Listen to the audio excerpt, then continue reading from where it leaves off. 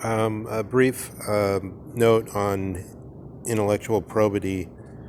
One often has the experience that discussion or quote unquote intellectual debate is a circle out of which a sumo has to hurtle or thrust or throw his opponent and demonstrate the victory by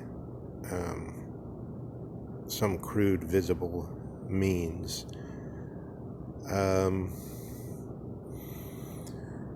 So I think even in the higher forms of rationality, there's so for instance the Catholic Church, which I've often praised, there's large abuse of intellectual probity. So I give a historical example of the value of intellectual probity. In the end of the 16th century, the Jesuits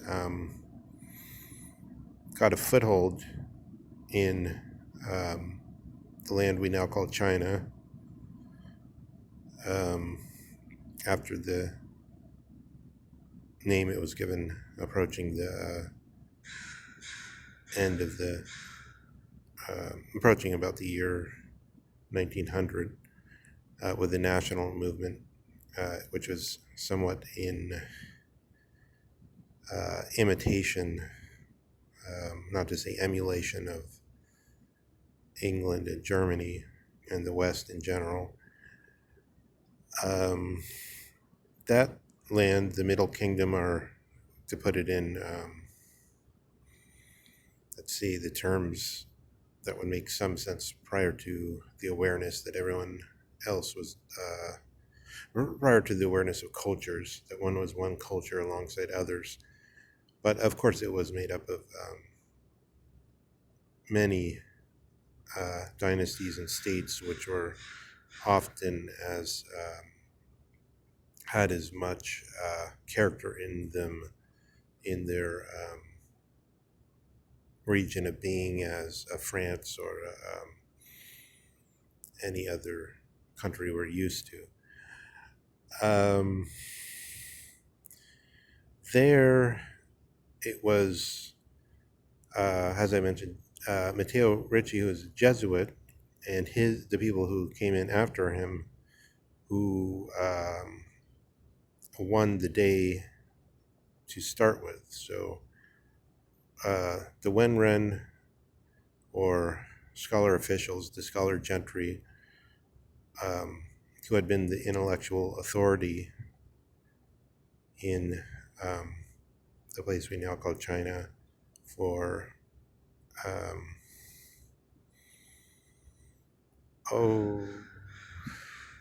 least many centuries, having taken over from the Buddhists, only respected among the Catholics the Jesuits because of their high intellectual consistency and probity. Also, in addition, because they knew something about engineering and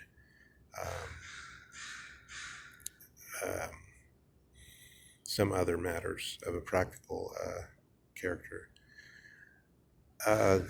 The whole character of the several hundred years when the Catholic Church, was getting a foothold in that region, came to an end because of the jealousies of the other orders, Franciscans, the Benedictines, and the Dominicans, and so on. The other orders were not so well received because they were not pointedly interested in the formation of intellectual power, as was the Jesuit order. There was a kind of dispute, and a question was raised over what to do with certain Chinese practices if when the emperor had given signs that he was favorable towards conversion. Um, the main stumbling block was the issue of marriage, of giving up concubinage, and so forth, but it wasn't absolute. Um, it was possible that the Jesuits' power would increase, but there wouldn't be an actual conversion of an emperor. But they were looked on very favorably. But then some representatives of the lower orders um, cooked up a controversy, which results in it's still ongoing what they did.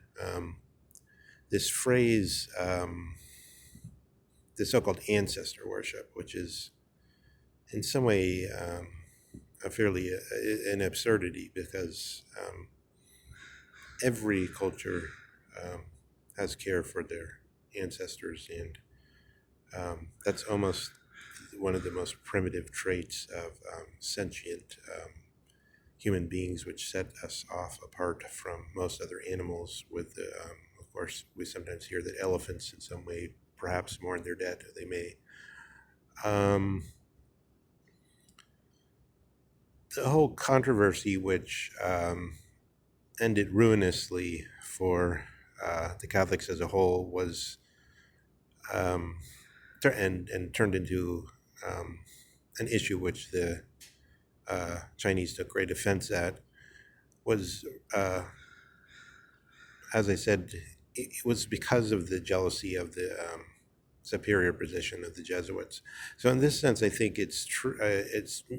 Listening to what Bishop Barron has been saying recently, I realize how little the general Catholic culture is up to the highest standards that Catholic culture has produced. Now, of course, it's true. There's certainly other virtues of great worth than intellectual probity, but intellectual probity is a real drive of the human being, something that the human being really wants to fulfill, as evidenced by these scholar officials who, from a totally different world, were attracted to this trait and could discern it.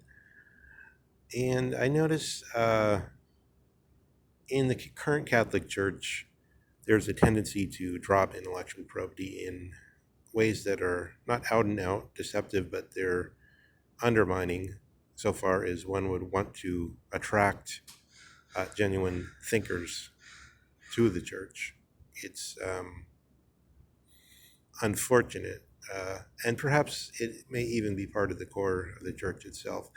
And maybe this is necessary to reach others who are not so prone to their respective high intellectual candor. So, for instance, Barron has been presenting this case of, again, distorting a word by subtly associating it with a Nietzschean word with meanings that are not Nietzschean. This word creativity, this idea that people would create themselves wholemeal in so-called liberalism. He doesn't give the slightest, even the nod to Nietzsche's actual considerations.